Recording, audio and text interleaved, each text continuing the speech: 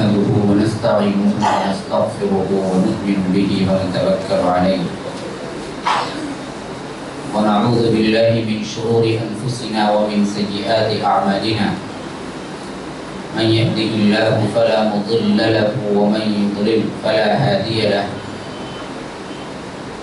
وأشهد أن لا إله إلا الله وحده لا شريك له وأشهد أن محمدا عبده ورسوله أما بعد فإن خير الحديث كتاب الله وخير الهدي هدي محمد صلى الله عليه وسلم وشر الأمور محدثاتها وكل محدثة بدعة وكل بدعة ضلالة وفي رواية وكل ضلالة في النار فأعوذ بالله من الشيطان الرجيم بسم الله الرحمن الرحيم يا أيها الذين آمنوا اتقوا الله وابتغوا إليه الوسيلة وجاهدوا في سبيله لعلكم تفلحون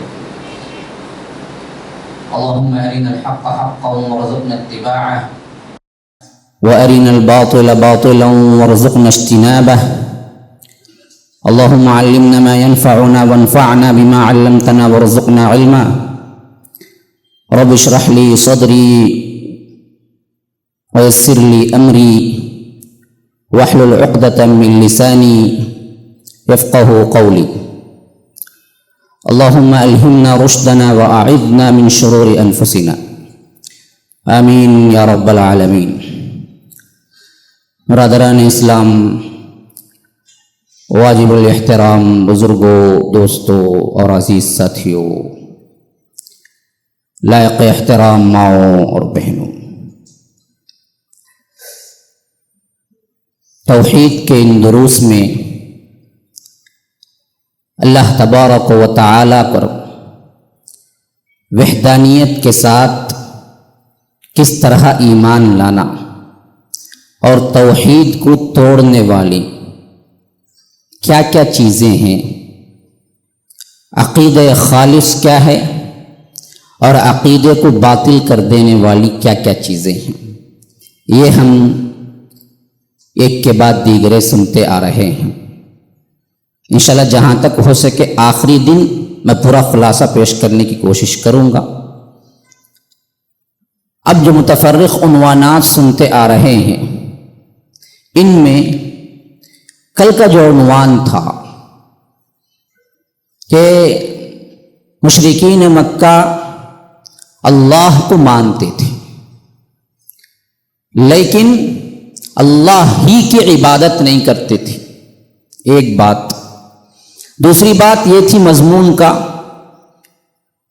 اصل لب لباب، اللہ کے اسماء حسنی ہیں اور ان اسماء حسنی کا اللہ تبارک و تعالی نے بڑا مقام دیا ہے اور اس کو سب سے اہم وسیلہ قرار دیا ہے ہماری دعاؤں کے قبول ہونے کا۔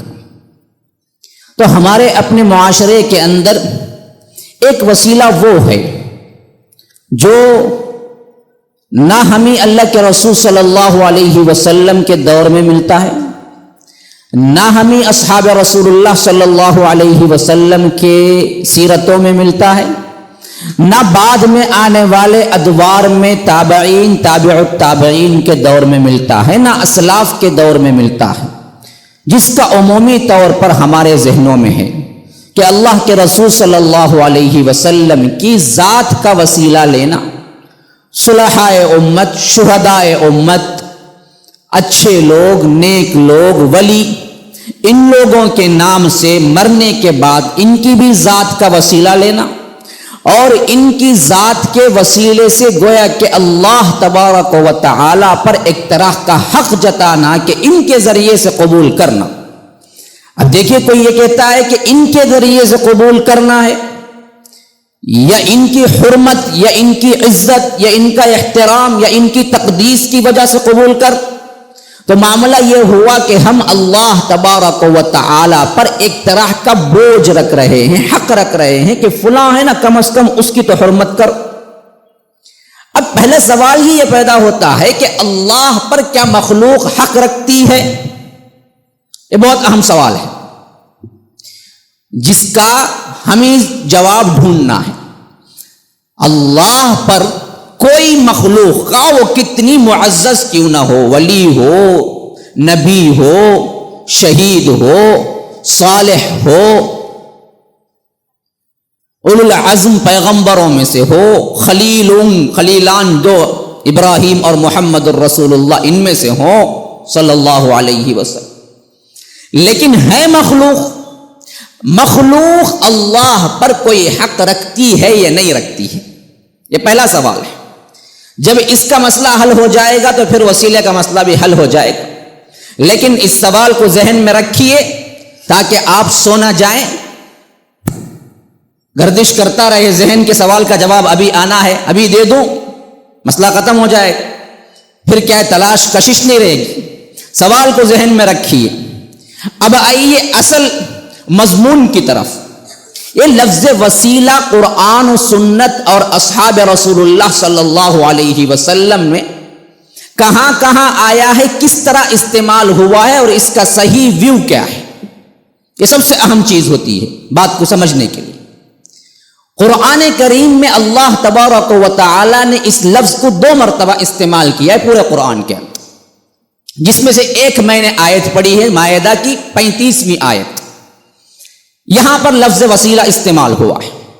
یا ایھا الذین آمنوا اتقوا اللہ وابتغوا الیہ الوسیلہ وجاہدوا فی سبیلہ لعلکم تفلحون. اے لوگوں جو ایمان لائے ہو اللہ سے ڈرو، اتقوا اللہ، اور وابتغوا الیہ الوسیلہ، اور تلاش کرو وسیلہ. ابتغاء کا مطلب ہے تلاش کرنا، ڈھونڈنا. وابتغوا ڈھونڈو، کیا ڈھونڈو؟ وسیلہ ڈھونڈو. وسیلے کا ترجمہ اگر اردو میں کیا جائے تو ذریعہ ہے، واسطہ ہے، ذریعہ ہے. تو ذریعہ ڈھونڈو. کس کا ذریعہ؟ قرب الہی کا، اللہ سے مقرب ہونے کا، اللہ تک پہنچنے کا، اللہ تبارک و تعالی کے مقرب بندوں میں شامل ہونے کا. تو فرمایا کہ وابتغوا الیہ الوسیلہ. تو اسی آیت میں اس کی تشریح بھی بیان کر دی. وہ وسیلہ کیا ہے؟ وجاہدوا فی سبیلہ، اس کی راہ میں کوشش کرنا دراصل وسیلہ ہے. وسیلہ کوئی اور چیز نہیں ہے. وسیلہ ذریعہ تلاش کرو. کیا ذریعہ ہے تلاش کرو قرب کے لیے؟ اس کی راہ میں کوشش کرو. کیا کوشش کرنا؟ سب سے پہلے توحید کا قائم، پھر اس کے بعد نمازوں کا قیام، پھر اس کے بعد ارکان ایمان، ارکان اسلام، پھر اس کے بعد نوافل، صدقات، مستحبات، جو کچھ ہیں یہ تمام نیکی کے کام یہاں پر مراد ہیں. کوئی مخصوص کام مراد نہیں ہے، پورا اسلام مراد ہے. وابتغوا الیہ، اس لیے فرمایا کہ وجاہدوا فی سبیلہ، اور تم مجاہدہ کرو، کوشش کرو، لگے رہو. یہاں جہاد کا معنی یہ نہیں کہ تلوار اٹھاؤ، یہاں جاہدہ کا مطلب ہے کوشش کرنا. فمن جاہد فانما یجاہد لنفسہ، جو کوئی کوشش کرتا ہے وہ اپنے لیے کوشش کرتا ہے. وجاہدوا فی اللہ حق جہادی، جیسے کوشش کرنی چاہیے اس طرح کوشش کیجئے. والذین جاہدوا فینا لنہدینہم سبلنا، جہاں کہیں بھی تم مجاہدہ کرو گے، کوشش کرو گے، اللہ تبارک و تعالیٰ تمہارے لیے راہیں کھولے گا. خواہ وہ دنیا میں کرو، خواہ وہ آخرت میں کرو، جس صنف میں تم کرو گے اللہ تبارک و تعالیٰ تمہارے لیے کھولے گا وہ. تو یہاں جو لفظ آیا ہے وجاہدوا، یہ معنی ہے کوشش کرنے کا. وجاہدوا فی سبیلہ، اس کی راہ میں کوشش کرتے رہو. اسلام کو مکمل اپنانے کی کوشش کرو، ایمان کو مکمل کرنے کی کوشش کرو، عبادات کو مکمل کرنے کی کوشش کرو. لگے رہو، لگے رہو، لگے رہو. لعلکم تفلحون، تاکہ تم کامیاب ہو جاؤ. یہ سورہ مائدہ 35ویں آیت میں لفظ وسیلہ آیا ہے. پھر سورہ بنی اسرائیل میں 56-57 دو آیتوں میں مضمون آیا ہے. قل ادعوا الذین زعمتم من دونہ فلا یملکون کشف الضر عنکم ولا تحویلا اولئک الذین یدعون یبتغون الی ربہم الوسیلہ، یدعون یبتغون الی ربہم الوسیلہ ایہم اقرب ویرجون رحمتہ ویخافون عذابہ ان عذاب ربک کان محذورا. 56-57 بنی اسرائیل 17 سورہ نمبر.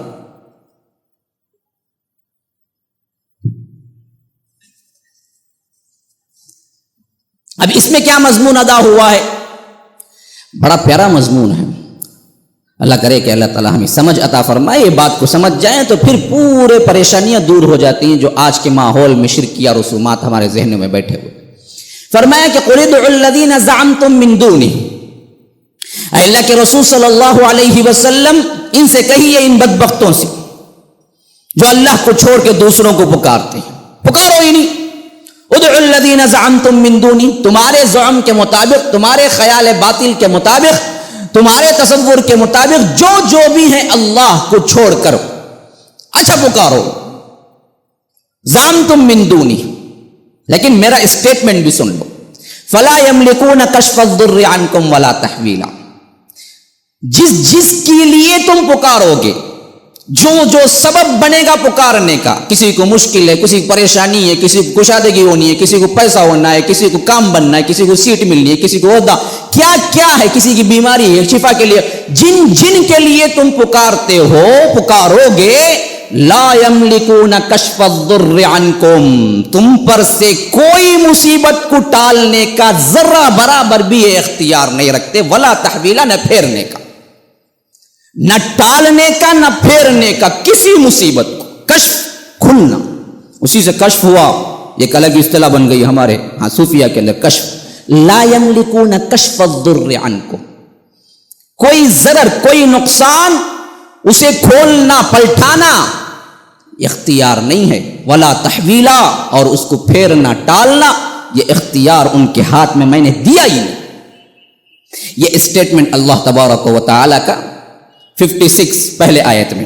57 میں فرمایا اولئک الذین یدعون، یہ کہاں پھیرتے، یہ کہاں تمہارے مصیبتوں کو سن کیا ہے اس کا فیصلہ کرتے، یہ کہاں سے اللہ تبارک و تعالی کے مقابلے میں مدد کرتے، بلکہ ان کا حال یہ ہے کہ یدعون یبتغون الی ربہم الوسیلہ، یہ خود وسیلہ تلاش کرتے ہوئے اس کے رب کے حضور پکار رہے ہیں. یدعون یبتغون الی ربہم الوسیلہ، وہ خود پکار رہے ہیں اللہ تبارک و تعالی کے حضور وسیلہ تلاش کرتے ہوئے. وہ کہاں تمہارا وسیلہ بنیں گے، وہ خود اللہ کا قرب تلاش کرتے ہوئے پکار رہے ہیں. اور سب سے بڑی کوشش کیا ہے ان کی، ایہم اقرب، رب تعالیٰ کے نزدیک کون سی زیادہ قریب ہو جائے، یہ مقابلہ چل رہا ہے ان کے اندر. جن کو تم پکارتے ہو نا، جن اولیاء کو تم پکارتے ہو، عبد القادر جیلانی ہو، جنید بغدادی ہو، فلاں ہو، ان کے اندر تو مقابلہ چلا زندگی میں جب تک رہے کہ کون اللہ کا قرب حاصل کر لے، اور وہ قرب کے لیے وہ کوششیں اور وسائل تلاش کرتے رہے پوری زندگی. خواہ وہ حضرت عیسیٰ ہی کیوں نہ ہو، انبیاء کے اندر عزیر کیوں نہ ہو، انہوں نے جب تک زندگی گزاری وہاں معاملہ یہ تھا کہ اللہ سے قریب کون ہو جائے، اس کے لیے انہوں نے کیا کیا، زندگی گزاری. ایہم اقرب وَيَرْجُونَ رَحْمَتَهُ وَيَخَافُونَ عَذَابَهُ، اور رحمت کی امید کرتے ہوئے اور عذاب سے ڈرتے ہوئے زندگی گزاری. ان عذاب ربک کان محذورا، کہ بے شک تیرے رب کا عذاب بڑا ہی ڈرا دینے والا ہے، ہولناک ہے. محذور، بڑا ڈرا دینے والا ہے.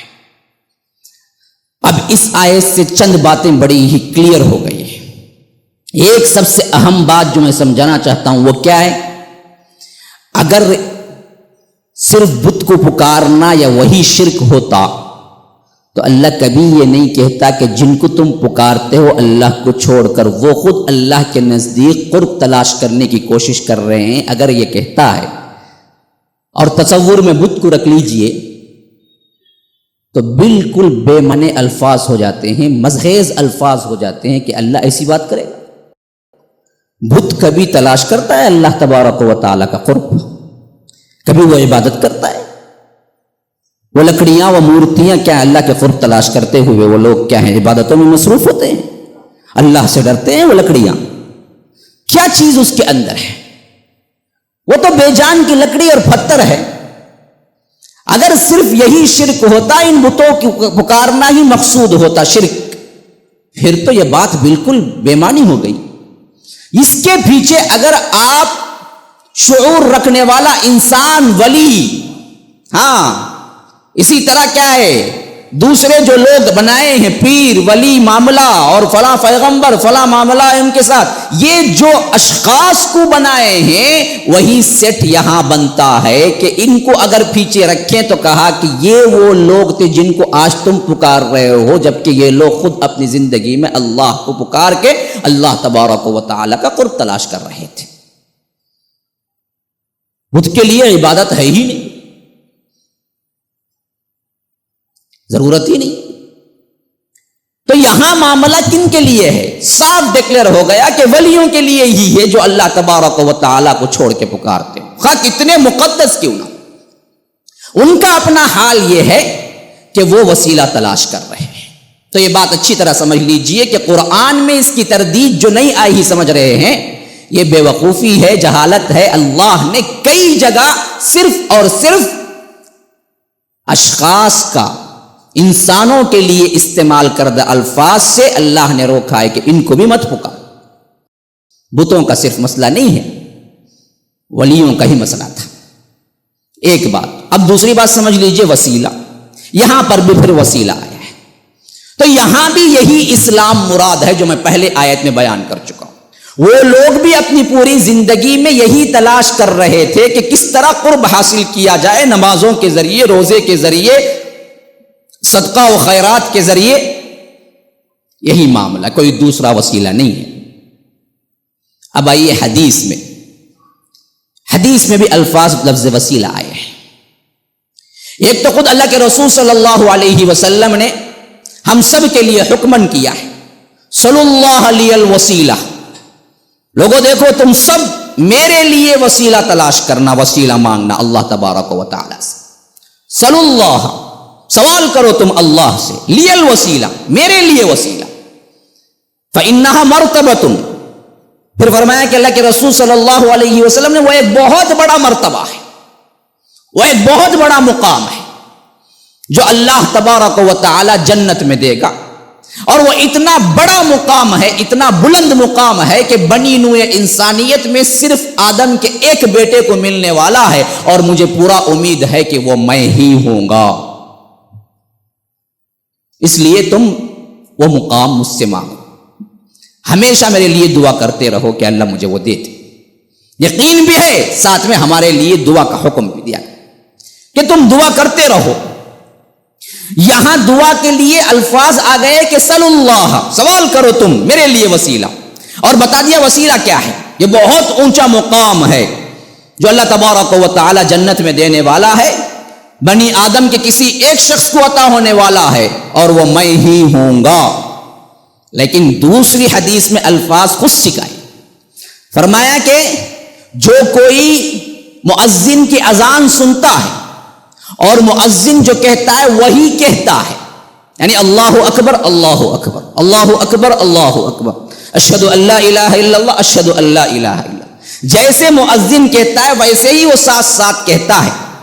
پھر اذان ختم ہوتی ہے، پھر اس کے بعد دعا پڑھتا ہے، میرے لیے کیا ہے درود بھیجتا ہے، پھر دعا سکھائی، اللہم رب ہذہ الدعوۃ التامہ والصلاۃ القائمہ آتی محمدا الوسیلہ والفضیلہ وبعثہ مقاما محمودا الذی وعدتہ۔ یہ دعا ہے جو مشہور دعا ہے، اذان کے بعد کی دعا ہے، اس میں یہی وسیلہ آ گیا۔ تو فرمایا کہ جو کوئی اذان سنتا ہے اور اذان کا جواب دیتا ہے پھر میرے لیے وسیلہ مانگتا ہے، تو کہا کہ ورزقنا شفاعتہ یوم القیامہ، پھر مجھ پر ضروری ہو جاتا ہے کہ میں قیامت کے دن اس کو شفاعت کروں۔ اللہ کے رسول کی شفاعت کس کو نہیں چاہیے؟ کون بے نیاز ہے اس سے؟ ہاں، کون محروم ایسا شخص ہے جو چاہتا ہے کہ اللہ کے رسول کی شفاعت ہو؟ تو اللہ کے رسول صلی اللہ علیہ وسلم نسخہ بتا رہے ہیں، بڑا آسان نسخہ، کیا کرو میرے لیے وسیلہ مانگو، اور یہ وسیلہ ہمیشہ نماز کے اذان کے بعد مانگو، اور میں دراصل ایک طرح کا حق حاصل کرنا کیا تم نے مجھ پر کہ اب تم نے میرے لیے ایک دعا کر دی، رسول تو یہ وہ رسول ہے جنہوں نے ان کو کچھ نہیں دیا ان کو بھی دیا، اور حد سے بڑھ کے جنہوں نے دشمنی کی جانی ان کو بھی کیا ہے مالا مال کر دیا۔ وہ رسول کبھی کوئی قرض باقی رکھے گا؟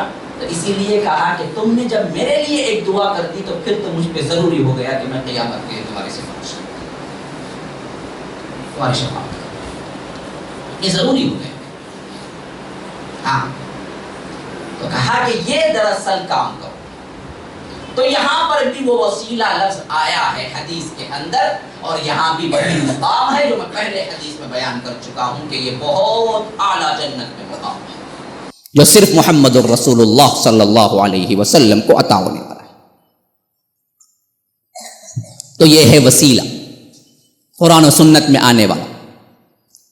کیا ہے؟ ذریعہ۔ ذریعہ کیا ہے؟ یہ ذریعہ ہے عبادات، مستحبات، نوافل۔ یتقرب الی عبدی بالنوافل حتی احبہ، جیسا کہ حدیث قدسی میں فرمایا، بندہ کیا کرتا ہے؟ نوافل کے ذریعے میرے قریب ہوتا ہے یہاں تک کہ وہ محبت نہیں میں محبت کرنے لگتا ہوں۔ ایک درجہ ہے نہیں کہ ہم محبت کریں اور سوال پیدا نہیں ہوتا کہ وہاں سے بھی محبت ہی کا جواب آئے۔ ہماری محبت میں کھوٹ ہے، ہماری محبت ناقص ہے، ہماری محبت کی کیا ویلیو ہے؟ لیکن اللہ تبارک و تعالی یہی بتلانا مقصود ہے اس حدیث قدسی کے اندر کہ فرمایا کہ یتقرب الی عبدی بالنوافل حتی احبہ، یہ نوافل کے ذریعے میرا قرب تلاش کرتا ہے یہاں تک کہ اس کا مقام وہاں پہنچ جاتا ہے کہ اب میں خود اس سے محبت کرتا ہوں۔ فَإِذَا أَحْبَبْتُهُ كُنْتُ سَمْعَهُ الَّذِي يَسْمَعُ بِهِ وَبَصَرَهُ الَّذِي يُبْصِرُ بِهِ وَرِجْلَهُ الَّتِي يَمْشِي بِهَا وَيَدَهُ الَّتِي يَبْطِشُ بِهَا۔ پھر میں اس سے محبت کرنے لگتا ہوں تو بات کہاں پہنچ جاتی ہے؟ پھر میں اس کی آنکھ بن جاتا ہوں جس سے وہ دیکھتا ہے، پھر کان بن جاتا ہوں جس سے وہ سنتا ہے، ہاتھ بن جاتا ہوں جس سے وہ پکڑتا ہے، پاؤں بن جاتا ہوں جس سے وہ چلتا ہے۔ ہاں یہ قرب آخری انتہا درجہ۔ پھر اس کے بعد کا معاملہ کیا ہوتا ہے؟ فَإِنِ اسْتَعَاذَنِي لَأُعِيذَنَّهُ وَلَئِنْ سَأَلَنِي لَأُعْطِيَنَّهُ۔ پھر اس کے بعد کبھی ہاتھ اٹھاتا ہے، سوال کرتا ہے، دے دیتا ہوں، پناہ مانگتا ہے، پناہ دے دیتا ہوں۔ ہاتھ اٹھاتا ہے، خالی ہاتھ نہیں لوٹاتا، مستجاب الدعوات بن جاتا ہے۔ جب بھی ہاتھ اٹھاؤ اللہ قبول کر لیتا ہے۔ جب بھی کسی سلسلے میں کسی سے پناہ مانگو، کوئی چیز نہیں چاہیے، اللہ تبارک و تعالی روک دیتا ہے۔ یہ مقام پہ پہنچ جاتا ہے بندہ۔ ہاں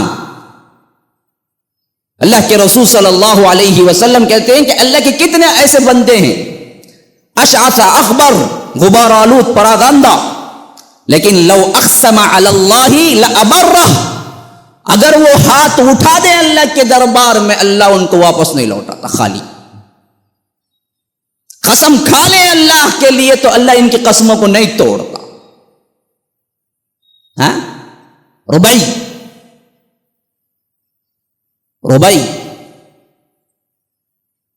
ایک شخص ہے،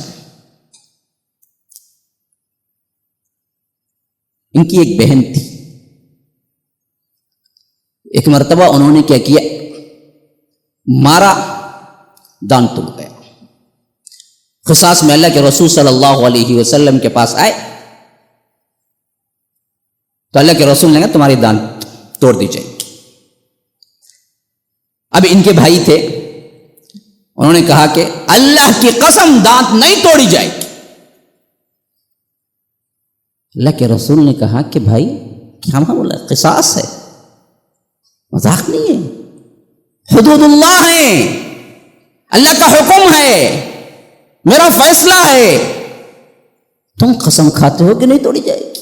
کہا کہ اللہ کے رسول میں نافرمانی میں نہیں کھا رہا ہوں، میں یہ اس لیے کھا رہا ہوں کہ ضرور بے ضرور اللہ کچھ نہ کچھ انتظام کر دے گا، لیکن میرے بہن کی دانت نہیں توڑی جائے گی۔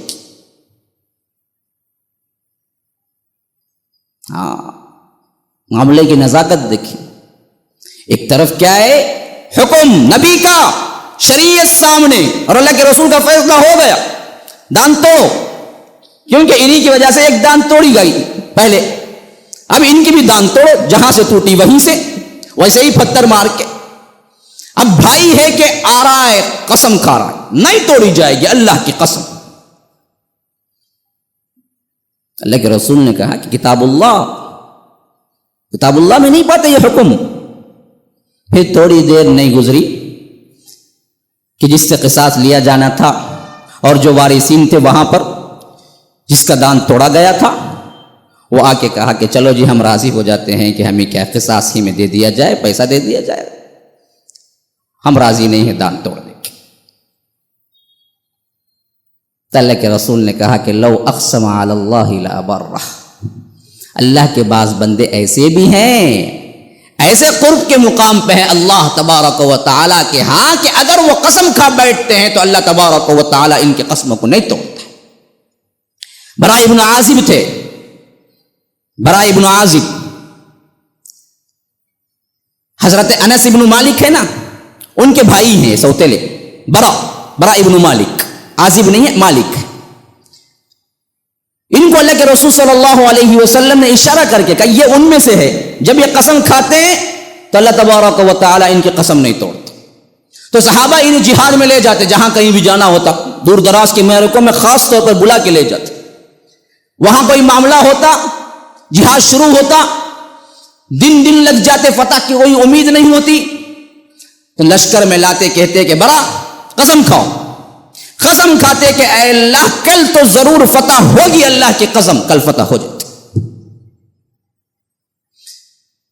جب دیکھا کہ اس وجہ سے کیا ہے لوگ ان بہت عقیدت مند ہو گئے اور ان کے لیے بیجا غلو کرنے لگے، صحابی رسول تھے، ہم جیسے کیا ہے پیٹ بھرو مولوی نہیں تھے، جیب بھرو پیر نہیں تھے کہ لوگ ملے تو بس کیا ہے پاؤں ہاتھ سب دے دیں انہی کے ہاتھوں میں، کوئی چومتا ہے کوئی چاٹتا ہے، کیا ان کی چاندی بنتی چلی جائے۔ یہ اللہ والے ولی تھے۔ حضرت برا نے دیکھا کہ جب عقیدت حد سے بڑھ رہی ہے اور ان کی شہرت بڑھتی جا رہی ہے تو اگلے معرکے میں کہا کہ اے اللہ اگلے معرکے میں فتح بھی دینا اللہ کی قسم، اور مجھے شہادت بھی دینا اللہ کی قسم۔ پھر شہید ہو گئے، اگلے ہی معرکے میں شہید ہو گئے۔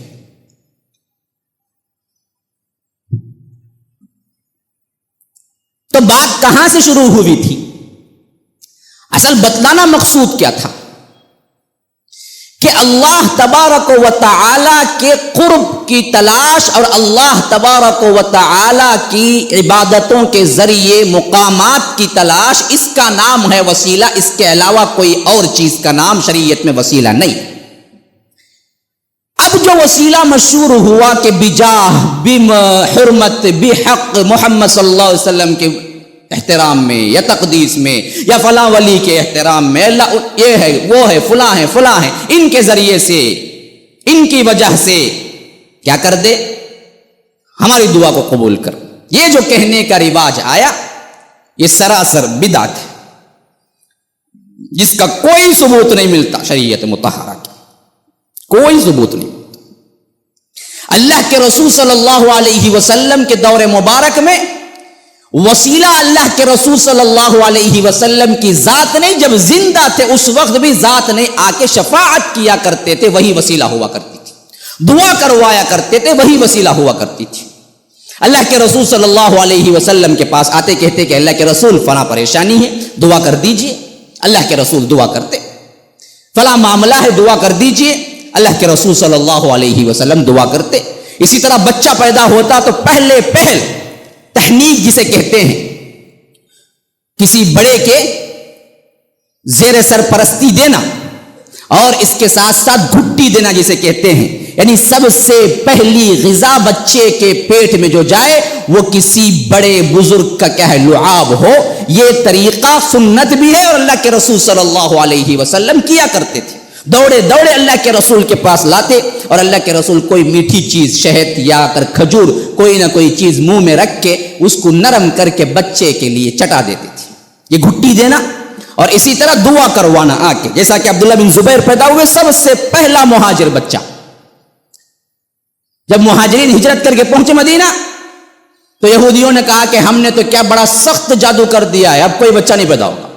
اور اسی اثنا میں مہاجرین کے 2-3 جو حمل والیاں تھیں ان کے حمل گر گئے, تو اور زیادہ پختہ ہو گیا عقیدہ کہ ہم نے تو جادو کر دیا ہے ان پر, اب تو کوئی بچہ ہونا نہیں ہے ان کو.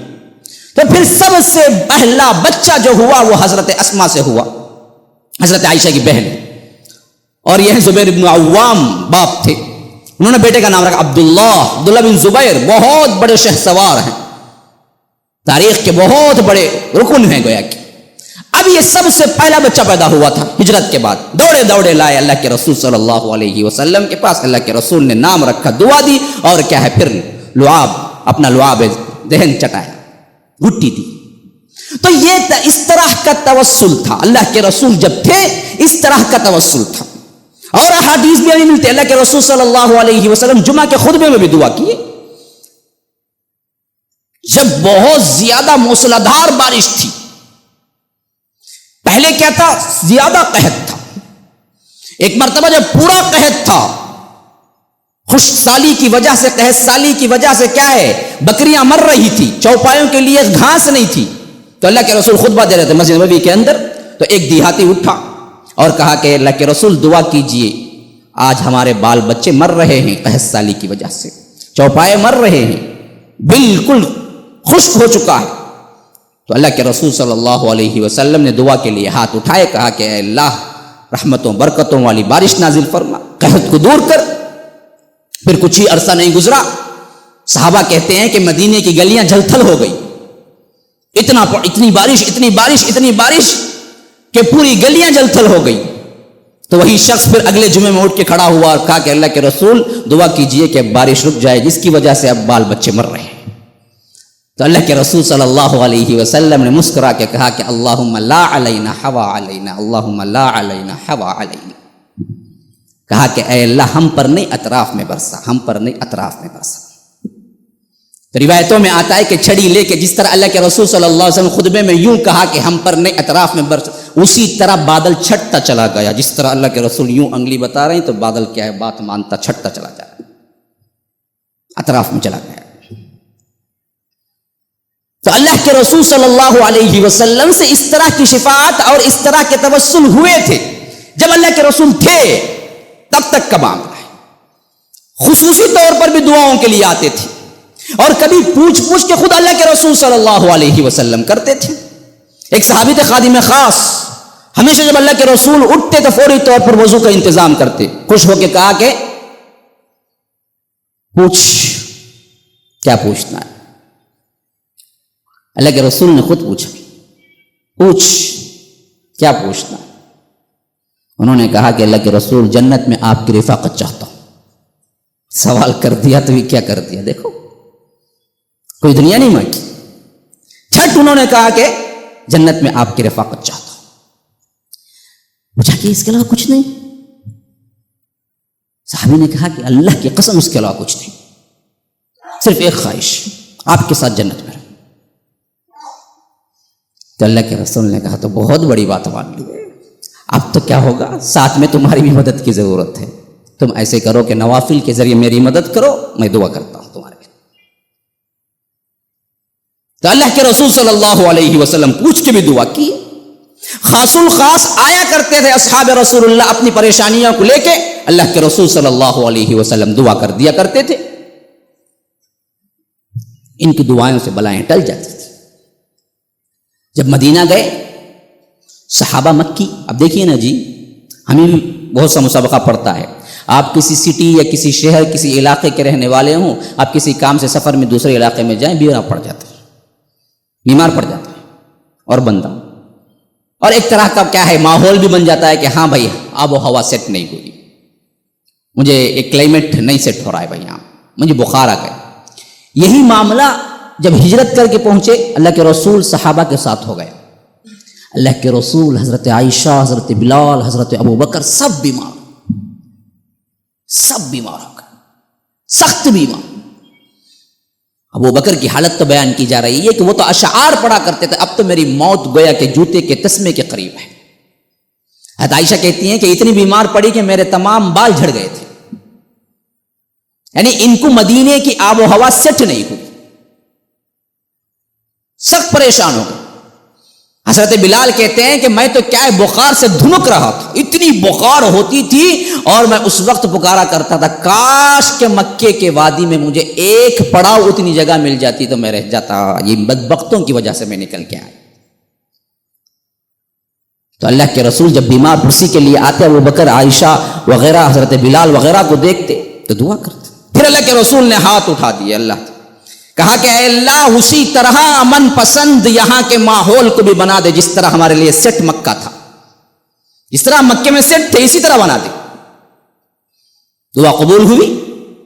اللہ کے رسول صلی اللہ علیہ وسلم کو خود خواب میں دکھا دیا گیا کہ ایک کالی عورت بال کھولے مدینے سے بھاگ کے کہیں چھپ رہی ہے۔ تو اللہ کے رسول دوسرے دن صحابہ کو جمع کیے، کہا کہ پتہ ہے اس کی تعبیر کیا ہے؟ صحابہ نے کہا کہ نہیں۔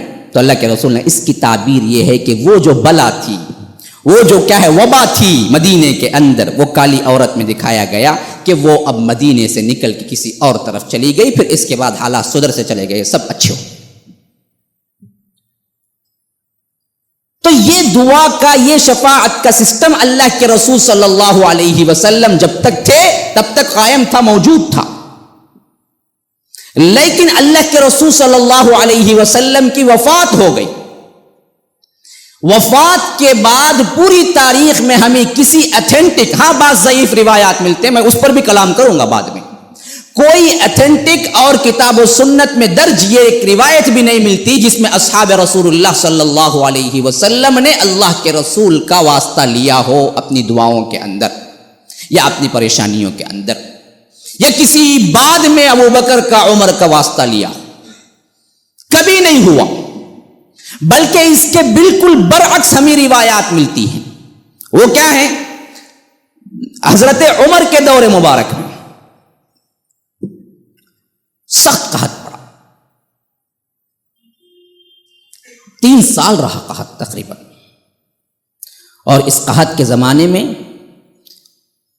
اللہ کا یہ بندہ جو تقریباً آدھی دنیا پر حکومت کیا ہے، دنیا نے آج تک ایسا بھی حاکم نہیں دیکھا ہے، قسم کھا لی تھی حضرت عمر نے، میں کوئی اچھی غذا نہیں کھاؤں گا جب تک کہ میرے رعایا میں سے ہر انسان کو اچھی روٹی نہیں مل جاتی، تب تک مجھ پر میدے کی روٹی، گیہوں کی روٹی کھانا حرام ہے۔ نہیں کھایا، چھوڑ دیا۔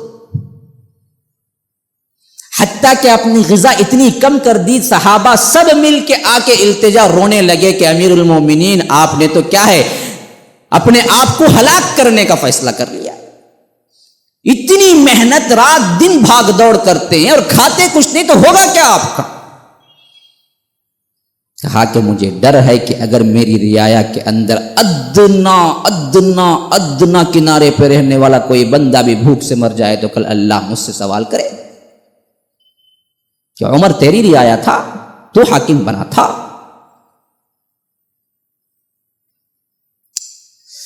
اللہ اکبر، ان کی حکومت کے بڑے نرالے واقعات ہیں، کبھی وقت ملے تو سنا۔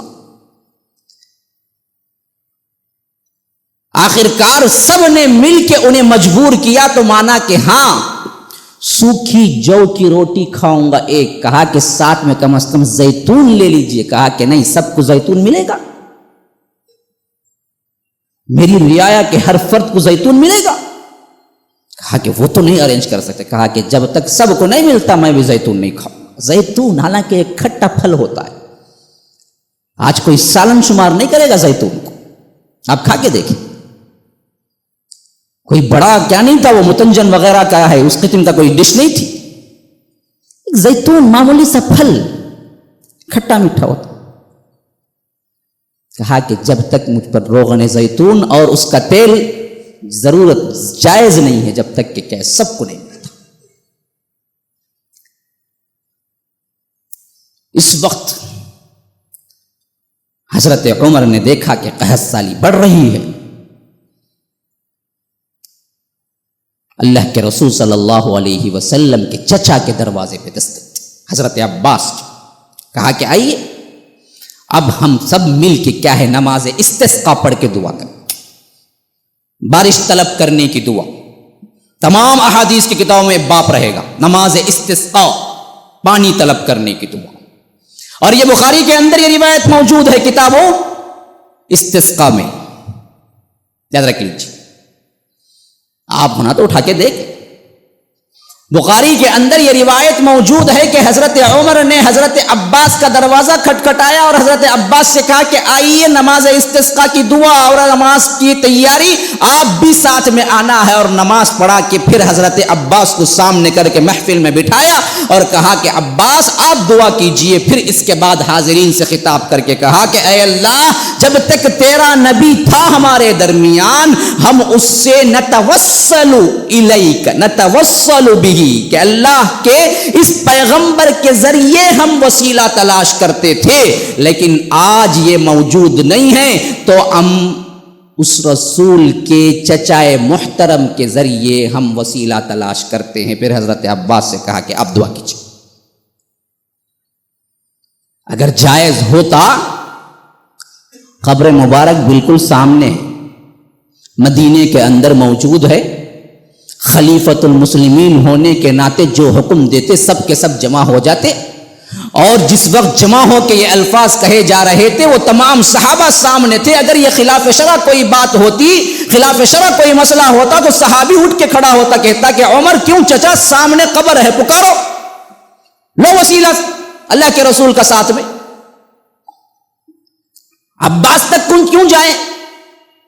کیا ہمارا رسول نہیں ہے سامنے؟ کسی نے کوئی ایک بات نہیں کی۔ حضرت عباس کے ذریعے باقاعدہ حضرت عمر نے کہا کہ جب نبی تھے ہم ان سے وسیلہ لیا کرتے تھے، آج نہیں ہیں تو ان کے چچا سے وسیلہ دلتے ہیں، اے اللہ کہ ہم پہ بارش نازل فرما۔ پھر حضرت عباس نے دعا کی، صحابہ کہتے ہیں کہ باہر نہیں نکلے ہم نماز استسقاء سے، اللہ تبارک و تعالی بارش کو بھیج دیا۔ بخاری کے اندر یہ روایت درج ہے، یہ واقعہ درج ہے۔ اب بتائیے ہمارا فہم و فراست بہت زیادہ ہے یا محب رسول زیادہ ہے، یا حضرت عمر کی فہم و فراست اور محب رسول زیادہ ہے؟ انہوں نے بات سمجھ نہیں آئی انہیں وسیلہ کیسے لینا ہے، یا انہیں محبت و احترام نہیں تھا؟ ہم ہی زیادہ ہو گیا آج کہ ہم ڈائریکٹ اللہ کے رسول سے کیا ہے وسیلہ لے اور کہیں کہ کیا ہے کہ اللہ کے رسول کے وسیلے سے قبول کر، فلاں کر، فلاں کر۔ اور تمام صحابہ اجماع ہو کے خاموش رہے تو مسئلہ بالکل مستحکم ہو گیا، اس میں کوئی دو رائے ہے ہی نہیں کہ جب تک تھے، آج بھی موجود اگر کوئی شخص ہے جس پر آپ کو اعتبار ہے، کوئی بزرگ ہے جس کے ایمان پر کیا ہے آپ کو اعتماد ہے، کوئی اللہ والا ہے، دعا کروا سکتے ہیں۔ جیسا کہ ہم خود اپنے دوست احباب سے کیا ہے ملاقات کے وقت کہتے کہ دعا کیجئے، وہ خود بھی ایک طرح کا وسیلہ ہے زندہ ہونے تک۔ لیکن اس دنیا سے جانے کے بعد، وفات کے بعد کہیں کوئی ثبوت نہیں ملتا۔ یہ پورا اجماع بن کے یہ بہت بڑا واقعہ ہے تاریخ کا جو حضرت عمر کے دور مبارک میں ہوا، کہ جس میں کسی صحابی نے اختلاف نہیں کیا اور مہر ثبت ہو گئی کہ اس کے بعد وسیلہ جائز نہیں ہے۔ اور یہی کام پھر ایک مرتبہ حضرت معاویہ کے دور میں ہوا۔ حضرت معاویہ کے دور مبارک کے اندر بھی یہی معاملہ ہوا کہ قحط شدید ہوا، اور حضرت معاویہ نے اس وقت کہا کہ سب سے معزز اللہ والا تلاش کرو، مستجاب الدعوات جو جس کی دعائیں قبول ہوتی۔ لوگوں نے متفق ہو کہ یزید، یہ یزید ان کے بیٹے نہیں ہیں جو مشہور ہے، وہ یزید نہیں ہے، یہ دوسرے یزید الجرشی، ان کو سلیکٹ کیا کہ ان سے دعا کروائی جائے۔ پھر حضرت معاویہ نے نماز استسقاء کا اعلان کیا، سب جمع ہوئے، پھر اس کے بعد یزید جرسی کے ہاتھوں کیا ہے دعا کی گئی کہ اے اللہ بارش نازل کر۔ اس وقت بھی کسی کو کیا ہے اللہ کے رسول صلی اللہ علیہ وسلم کو وسیلہ بنانا خیال نہیں آیا۔ یہ دور مبارک کا واقعہ نہیں ہے، یہ دور مبارک کے بعد کا واقعہ ہے۔ جب اللہ کے رسول کو وفات کے بعد نہیں بنا سکتے تو اب کون ہے جو اللہ کے رسول سے زیادہ معزز ہے کہ آپ کہیں کہ ان سے وسیلہ لے سکتے؟ جب رسول کا نہیں ہے. حتیٰ کہ اس میں چاروں امام بھی متفق ہیں. امام ابو حنیفہ رحمہ اللہ، امام مالک، امام احمد بن حنبل، امام شافعی رحمہم اللہ، سب کا اس معاملے میں اتفاق ہے کہ جو بزرگ کیا ہیں، گزر چکے ہیں، وفات پا چکے ہیں، ان کا نام نہیں لے سکتے، وسیلہ نہیں لے سکتے. جو ابو حنیفہ کے نام کا پکارا لگاتے ہیں کہ ہم حنفی، ان کا تو بالکل صاف اسٹیٹمنٹ ہے اس معاملے. انہوں نے تو آخر اتنی بڑی بات کہی کہ کوئی اللہ کے رسول کا بھی نہیں مانگ سکتا، حتیٰ کہ عرش کے پائے کا بھی نہیں مانگ سکتا. بعض کہتے ہیں نا عرش کی قسم، عرش کی عزت کی حرمت قبول کر لے، عرش کے پائے کی حرمت قبول کر لے. یہ کہتے ہیں نا، اسی کے لیے انہوں نے کہا کہ عرش بھی ایک مخلوق ہی ہے، حالانکہ وہ اللہ کے ساتھ جڑا ہوا ہے، اس پر تو اللہ ہے، وہ تو بڑی محترم چیز ہے. کہا کہ عرش کے پائے کی بھی توسل نہیں لینا چاہیے، صرف اور صرف اللہ تبارک و تعالیٰ کا توسل جائز. اللہ کو پکارو، وسیلہ نہیں ہے. کیوں؟ وسیلہ ایک طرح کا حق ہے، اور مخلوق کبھی خالق پر حق نہیں رکھتی. جہاں جہاں اللہ کہتا ہے کہ میرا حق بندوں پر ہے، وہ اظہار ہمدردی ہے، رحم ہے کہ اللہ نے خود کہا ہے، ورنہ تو اللہ پر کوئی حق نہیں ہے. جہاں جہاں کہا کہ بندوں پر بھی میرا کچھ حق ہے اور میرا بھی بندوں پر کچھ حق ہے، جیسا کہ توحید کے سلسلے میں حضرت معاذ کی روایت آئی ہے، ما حق اللہ علی العباد وما حق العباد علی اللہ. اللہ کے رسول نے خود پوچھا بندوں کا کیا حق ہے اللہ پر اور اللہ کا کیا حق ہے بندوں کو، پتا ہے معاذ تمہیں؟ کہا کہ کیا؟ کہا کہ سب سے بڑا بندوں کا حق یہ ہے کہ وہ اللہ کے ساتھ کسی کو شریک نہ کرے، یہ بندوں کا حق ہے. اور اللہ پر کیا حق ہے بندوں کا؟ یہ بندوں کا حق اللہ پر ہے. اللہ کا کیا حق ہے بندوں کا؟ تو فرمایا کہ اللہ یعذب، جو یہ کام کرے کہ زندگی میں کبھی کوئی شرک نہ کرے، پھر تو اللہ پر حق بن جاتا ہے کہ اس کو عذاب نہ دے. اللہ یعذب بہ ولا یشرک بہ شیئا، حق بن جاتا ہے.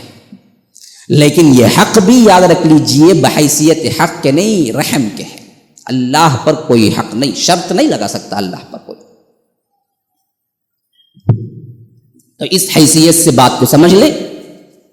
ایک وسیلہ وہ ہے اعمال صالحہ سے، ایک وسیلہ وہ ہے کہ قرب تلاش کریں اعمال صالحہ کا نماز روزہ نوافل کے ذریعے. دوسرا وہ ہے جو زندہ کوئی بزرگ ہے، کوئی اللہ والا ہے، کوئی جس پر اعتماد ہے، اس سے دعا کروائیں اور اپنے بھائی مسلمانوں سے آپ دعا کروائیں، یہ سب کچھ جائز. تیسرا وسیلہ وہ ہے جو خاص الخاص اسماء حسنہ سے لیا جائے. اللہ تو رحیم ہے، مجھ پر رحم کر. تو رحمان ہے، پر رحم کر. تو تواب ہے، توبہ کو قبول کر. غافر الذنب، گناہوں کو مغفرت کر دے. الرزاق، رزق روزی دے. غنی، مجھے غنی کر دے. یہ الفاظ کے ساتھ اللہ کو پکارے اور اس کے ساتھ ساتھ کیا ہے اپنی دعاؤں کی التجا کرے. یہ وسیلہ ہے. آخری جو وسیلہ ہے وہ ہے اپنے ہی نیک اعمال جس پر اعتماد ہو آپ کو کہ یہ خالص اللہ کے لیے کیا ہو، اس سے بھی وسیلہ لے سکتے ہیں. وہ کیا ہے؟ مثلا آپ نے کوئی کام کیا، صرف اللہ کے لیے کیا، آپ کسی مصیبت میں پھنس گئے، اس وقت یوں کہا کہ اللہ میں نے فلاں کام کیا. مثلا کسی فقیر کو میں نے کیا کی، مجھے وسعت کے زیادہ 1000 روپے اچانک ایک مرتبہ دے دیے، اور وہ صرف اللہ کے واسطے دیے، کوئی دیکھنے والا نہیں تھا یا کسی کو دکھانے کے لیے نہیں دیے، بس آیا تھا رحم ہمدردی تو دے دیے. اب کوئی مصیبت پڑی ہوئی ہے تو آپ نے کہا کہ اے اللہ میں نے فلاں دن صرف تیری رضا کے لیے میں نے 1000 روپے دیا تھا. اگر یہ خالص کام صرف تیرے لیے ہے اور تو قبول کیا ہے تو اسی کے توسل سے، اسی کے وسیلے سے میرے کام کو، میرے مصیبت کو ٹال دے. مانگ سکتے ہیں اپنے ہی نیک اعمال کا وسیلہ، جائز. یہ طویل روایت آئی ہے بنی اسرائیل کے 3 اشخاص کے واقعے میں، جس میں یہ ثبوت ملتا ہے کہ غار والے 3 اشخاص تھے. ایک مرتبہ سفر کو نکلے تو اچانک بادل گھر کے آ گئے. اب موسلادھار بارش شروع ہو گئی اور وہ صحرا میں تھے، پناہ ڈھونڈنے لگے کہاں جائیں کیا کریں.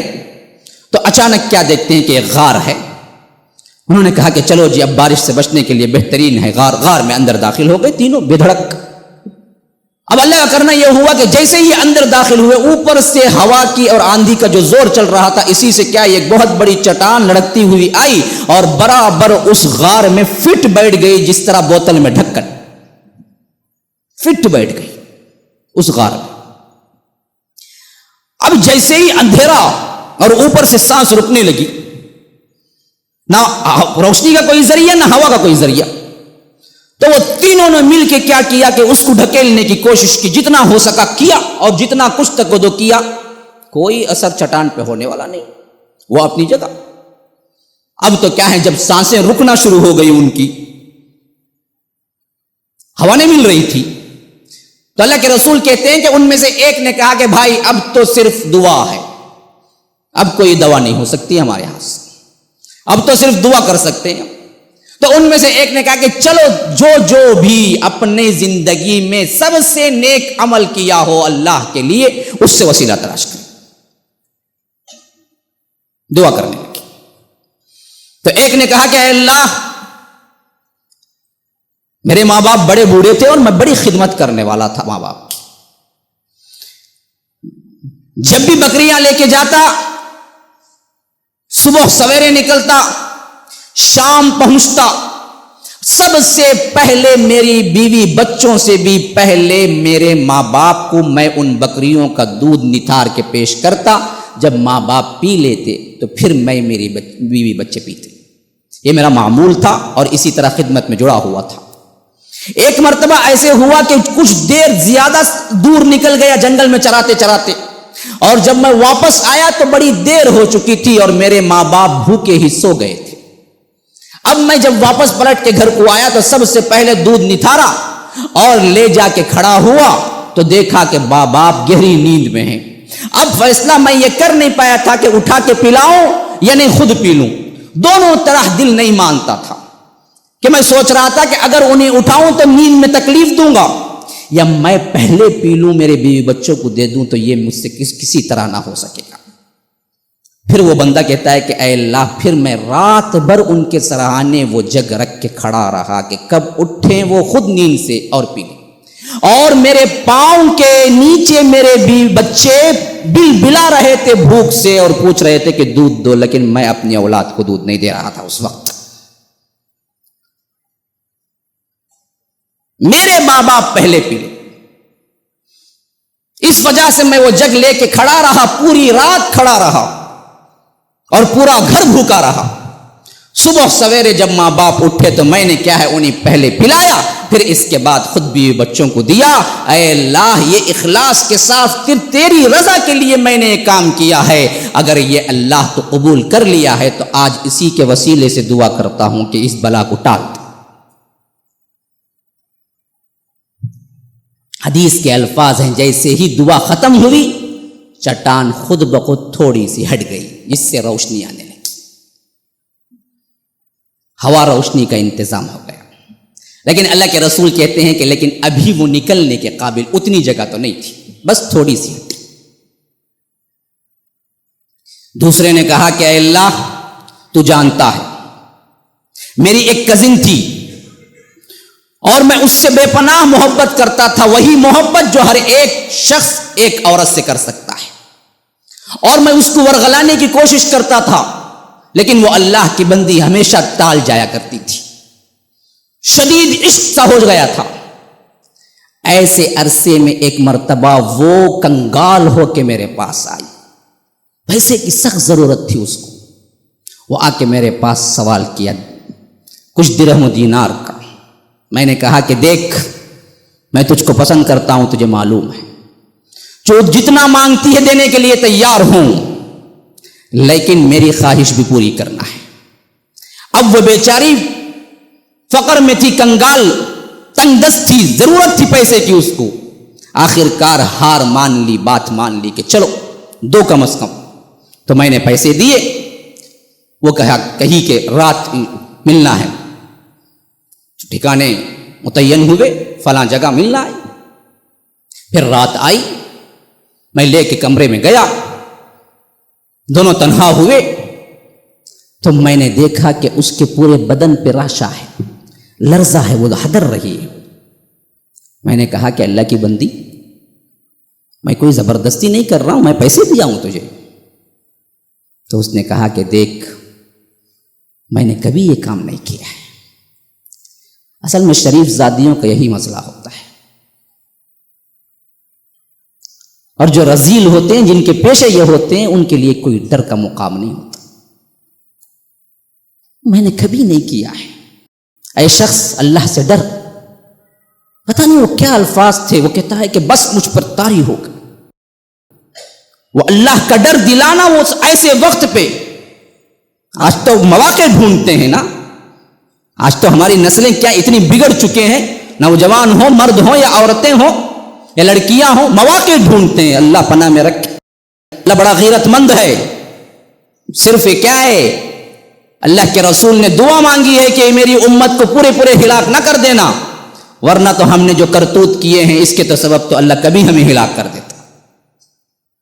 زنا اتنا عام ہو چکا ہے کہ کبھی عذاب آ جاتا۔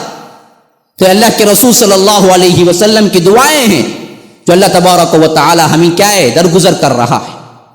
تو اس نے کہا کہ میں نے کبھی یہ کام نہیں کیا ہے۔ شخص اللہ سے ڈر۔ تو وہ بندہ کہتا ہے کہ پھر ایسا ڈر طاری ہوا میرے دل میں، اے اللہ، کہ میں نے اسے واپس بھیج دیا، اور وہ پیسہ بھی میں نے واپس نہیں لیا جو قرض کے طور پہ اسے دیا تھا۔ میں نے کہا کہ وہ بھی معاف کیا میں۔ اے اللہ، یہ ڈر، یہ صرف تیری رضا کے لیے میں نے یہ کام کیا تھا، اور تو نے قبول کر لیا، تو آج اس بلا کو ٹال دے۔ تو اللہ کے رسول کہتے ہیں کہ جیسے ہی وہ ہاتھ نیچے گرے، اللہ تبارک و تعالی چٹان کو اور زیادہ سرکا دیا۔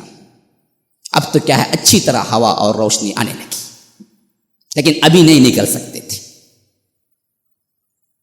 یاد رکھ لیجئے، نوجوانی کی جو عصمت کی زندگی ہے نا، یہ اللہ کو بڑی پسند ہے۔ سبعۃ تظلهم اللہ لا ظلہ یوم لا ظل الا ظلہ وشاب نشأ فی عبادت اللہ۔ 7 قسم کے اشخاص وہ ہیں جن کو اللہ تبارک و تعالی اس وقت عرش کے سائے میں جگہ دے گا جبکہ کوئی سایہ نہیں ہوگا، اور ان میں سے ایک صفت والا بندہ وہ ہے جو اپنی نوجوانی اللہ کے ڈر میں گزارا ہو۔ بڑھاپے میں جو عبادت تاری ہوتی ہے وہ تو ہونا ہی ہے، اس وقت بھی نہیں ہوا تو کیا کرے گا وہ؟ قبر میں پاؤں لٹکا کے بھی نہیں آئی اسے عقل۔ اصل تو مسئلہ ہے نوجوانی میں قدم جما کی، اللہ کا ڈر۔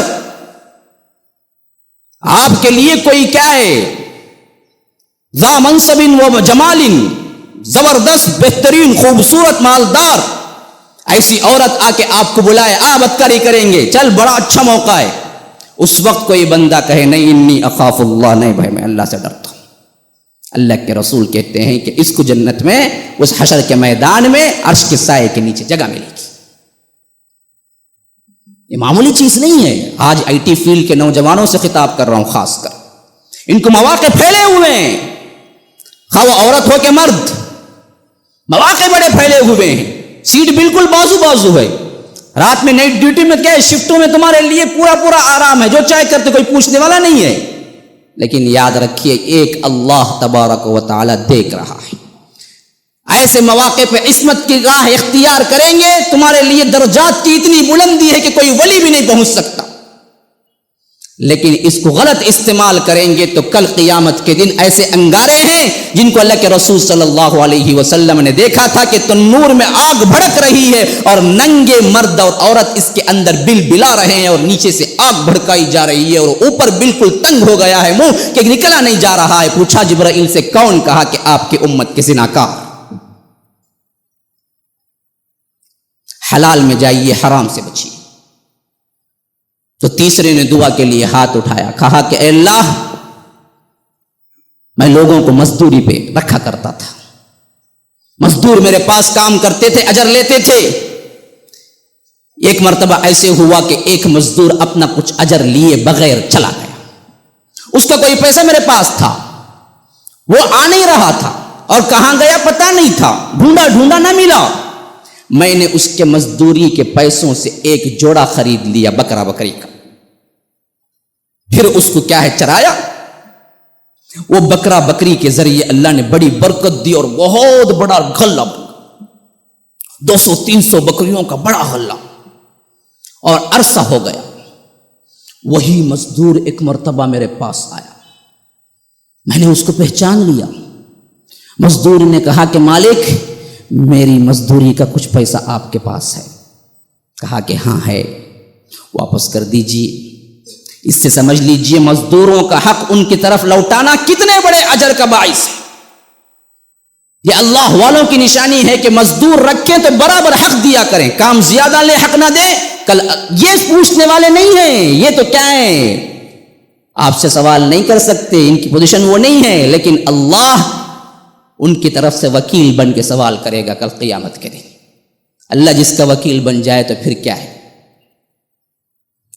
تو اس نے کہا کہ میری مزدوری دے دو, میں چھوڑ کے چلا گیا تھا. تو وہ اللہ کا بندہ کہاں پہنچا ہوا تھا, دیکھیے ولایت کے کس مقام پہ تھا. اس نے کہا کہ ہاں تمہارا اجر پورا باقی ہے, جو پیسے تھے تمہاری مزدوری چاہیے تھی نا, ہاں میری مزدوری مجھے واپس دے دو.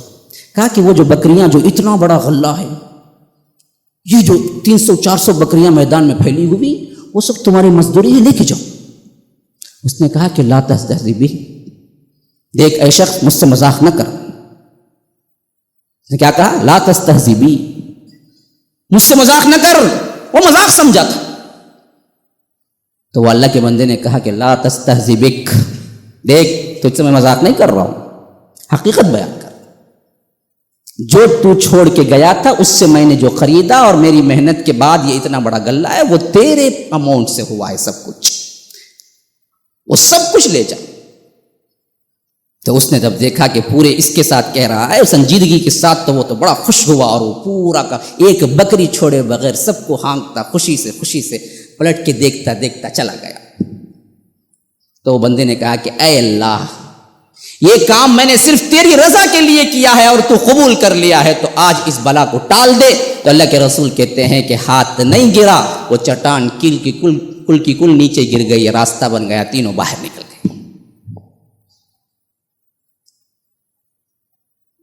اچھا تھا نہیں قصہ.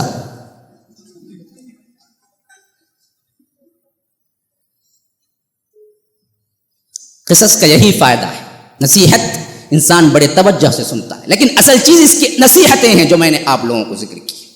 تو یہ وسیلے کی ایک حقیقت ہے, یہ حقیقت ہے وسیلے کی. اور اس میں کوئی سوالات ہیں تو انشاءاللہ کیا ہے وہ ہفتے کے دن کر لیں, وہ عموماً سوالات ہوتے ہیں, لیکن جو کچھ ہم نے سنا ہے اللہ تبارک و تعالی اس پر عمل کرنے کی توفیق عطا فرمائے, ہمارے عقیدوں کو مضبوط بنائے. اللہ کے رسول صلی اللہ علیہ وسلم نے جس طرح ہمیں دیا ہے اسی عقیدے پر کام فرمائے. ھذا وباللہ التوفیق, صلی اللہ وسلم علی نبینا محمد.